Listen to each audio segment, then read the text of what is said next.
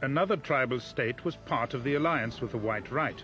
Bophuthatswana, known as Bop, was largely rural and poor, yet the main threat to the transition was to come from here. Bop was scattered over 7 areas. Its showpiece was the capital, Mabato.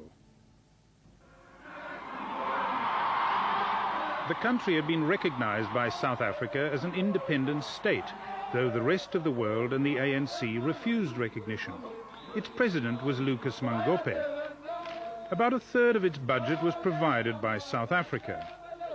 Under the constitution that had just been agreed, Bophuthatswana would cease to exist and become part of South Africa.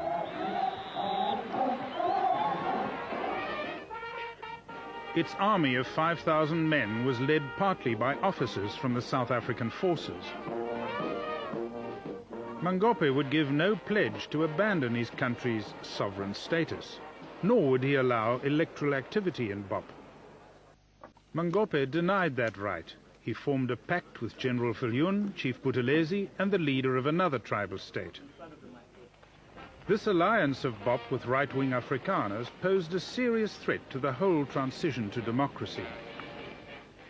Bop was effectively a one-party state whose police dealt firmly with political and other protests. They would not allow the ANC to campaign there. ANC agents warned Bop's civil servants that Mangope's government would disappear on election day, and if he didn't allow the elections, there would be no one to pay their salaries and pensions. The civil servants demanded their money. Demonstrations and rioting spread. But Mangope stood firm. When some of his black soldiers urged him to abandon his independence, he said he had powerful friends. The other people the Bop president counted on were Viljoen's militia of army reservists, mostly Afrikaner farmers who were members of the broad Volksfront alliance. As disturbances in Bop continued, Mangope saw himself as the victim of a conspiracy. For the good of South Africa, I want to expose the African National Congress, the Communist Party, and the South African government for what they are. For much too long, ever since the beginning of the negotiations, we have had secret deals between the Nationalist Party government and the Communist Party, the African National Congress. As students rioted and his capital went out of control, Mangope called on Viljoen to come urgently to his rescue. He then requested from me assistance for that weekend. I then said to Mr. Mangope that I am prepared to move in farmers for this purpose. Mr. Mangope then said to me, please, as far as the farmers are concerned, I will be very happy to have them, because I believe that we have a close relationship.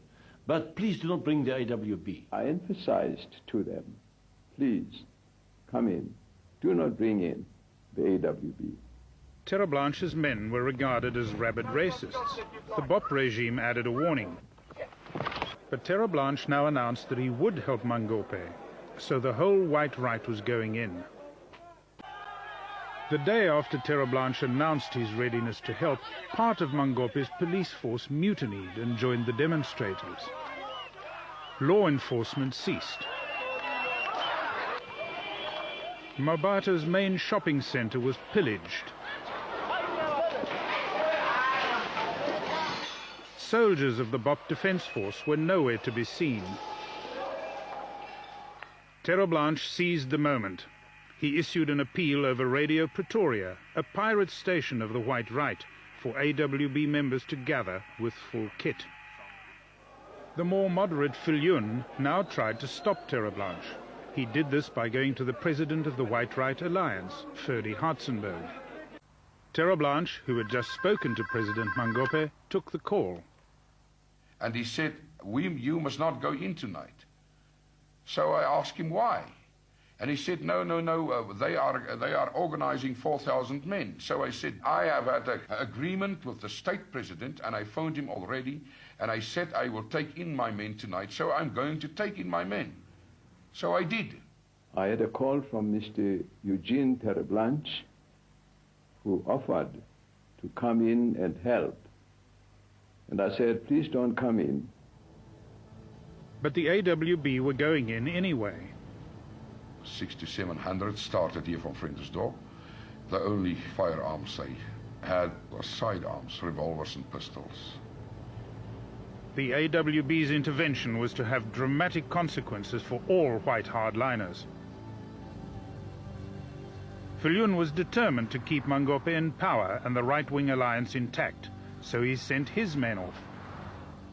3,000 to 4,000 farmers were gathering all over the Transvaal, and they then moved to Bophuthatswana by means of private vehicles and unarmed, because they were going to get the arms in Bophuthatswana.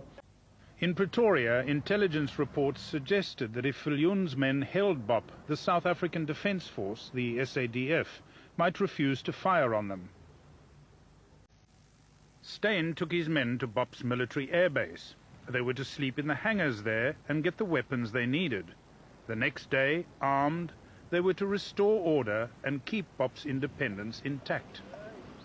Toe ons by die Bophuthatswana lugmagbasis gaan meld, is daar vir my gesê dat ek my opdragte by die generaal moet gaan kry, dat my troepe daarna hulle wapens sou ontvang. The intruder, Terre Blanche, had also been allowed into the airbase. This was to keep him out of town, where AWB men had already been terrorizing local blacks. Turner sent officers to fetch him. So I said, yes, I will go in and I'll follow them, and they took me to Jack Turner. Turner saw the welcome Volksfront man and the unwelcome AWB man together at Defence Headquarters. I asked Mr. Terre Blanche, what were they doing there? And he said, they have come to help. So I said, but we did not ask for your help. And he said, your president asked for help. Turner consulted his superiors. And then he demands that I must leave Bophuthatswana. Me, Ter Blanche, must leave Bophuthatswana. Because I'm busy overheating the situation because of my presence. So I said to him, that's bloody nonsense. More looting and disorder were expected at dawn, but the argument with Terre Blanche went on all night. Ek was baie frustreerd, want die tyd het geloop. Hierdie ouens wil hê ek moet môreoggend as die son opkom moet ek in operasie wees, maar die wapens word nie uitgereik nie. By now, the Bop army had noticed Terre Blanche's presence at headquarters. When dawn showed the white right at the airbase, the Bop soldiers' anger grew. They wanted us to get rid of them as soon as possible. And they even said that they were preparing to attack those people, if those people did not leave immediately. Eventually, the AWB agreed to leave. What then happened helped bring down the regime they had tried to save, and with it the whole breakaway movement. As they drove out, the AWB men were in a filthy mood. They fired indiscriminately at people on street corners, killing and wounding many. When I'm on the way to go and fetch my Maragota, the AWB just shoot us. I just hear they shoot me. And I get inside the car. I was just crying. I told the people they shoot me in the leg. For nothing. This casual butchery further enraged the Bop army. The AWB were now driving out of town in several columns. Not all of them found their road clear. In one area, a crowd formed at a roadblock manned by Bop soldiers. The crowd chanted anti-AWB slogans. One of the departing AWB columns headed towards them and opened fire to clear the road.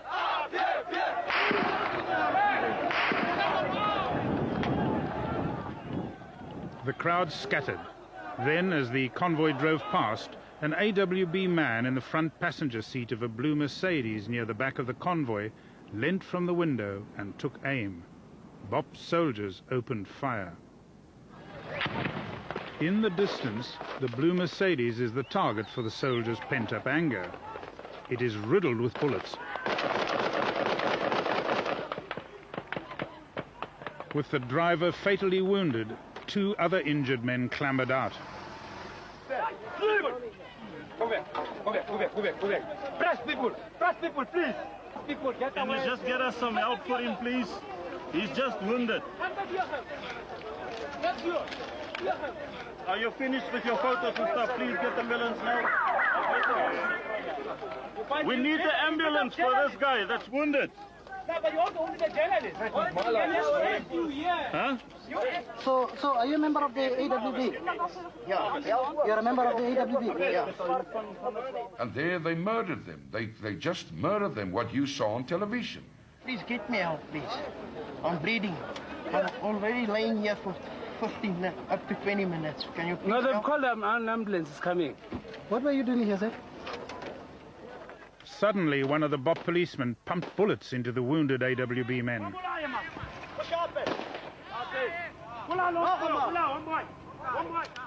Three of them were shot like dogs in the glaring publicity of television lights and cameras. That had an enormous effect on the right-wing willingness to resist the elections further by means of violence and terrorism. And I think mothers, wives, parents for the first time realized that this talk of fighting it for a Boer start meant that their sons and daughters would be killed no matter how tough they talked.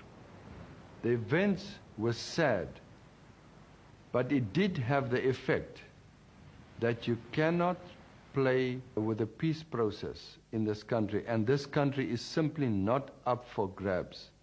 Now you held me responsible. At least the AWB tried to help. And what is more interesting is, at least on record there it stands now, that we were willingly to die for black people, for an independent black state, Bophuthatswana. How can I feel myself responsible? I, my friend, I have to answer myself and the voices in me, the voice of my people. During the attack on the Mercedes, the Volksfront men had remained at the airbase. They stayed there while our people were murdered and we were attacked, and late in the afternoon they slipped away. The government now decided to get rid of Mangope. The ANC assigned a top man to ensure that this was done. He was Mac Maharaj, a member of the Transitional Council. 6 years before, when Mangope was the South African government's pet tribal ruler, they had rescued him from a coup. Now, deferring to Bop's foreign status, the foreign minister, Bophuthatswana, was sent to depose him. We boarded a plane, flew to what was known in the old days as Mafeking, Bophuthatswana, and from there flew to President Mangope's residence in a helicopter at night. We got to Mangope's late at night. We were aware that he was guarded by at least 60 bodyguards, all well armed. The South African team entered the president's home. You know, Mr. Bophuthatswana came accompanied by Mr. Maharaj, who apparently came to ensure that Mr. Bophuthatswana carried out his instructions, Mr. Maharaj's instructions. Mangope refused to even address me, but realized that the game was up, and he then expressed extreme disquiet and with Bophuthatswana, said he felt betrayed by Bophuthatswana. He then asked whether he could not address his people, and I said it would serve no purpose. It's gone. They would not allow me to address my people and tell them that I had told Bophuthatswana, that I had told Maharaj, that they do not have the right to remove me. They have no legal or constitutional right to remove me. They would not allow me that. The delegation reported to their political bosses. Mangope was very arrogant when they went to tell him that he should resign, and that if he does not resign, he would then be ordered to resign. And then he was very arrogant, and they told him that from now on, you are no longer president of Bophuthatswana. He then, of course, broke down and collapsed. And once a statement was made that Mangope had been deposed, then, of course, the right wing itself collapsed. For Viljoen, Terre Blanche's conduct had been the last straw. He now instructed his followers to vote and himself registered for the election. Only one threat to a peaceful transition remained, but it was a dangerous one: KwaZulu. Chief Buthelezi got his Inkatha Freedom Party, the IFP, ready to enforce a boycott of the election.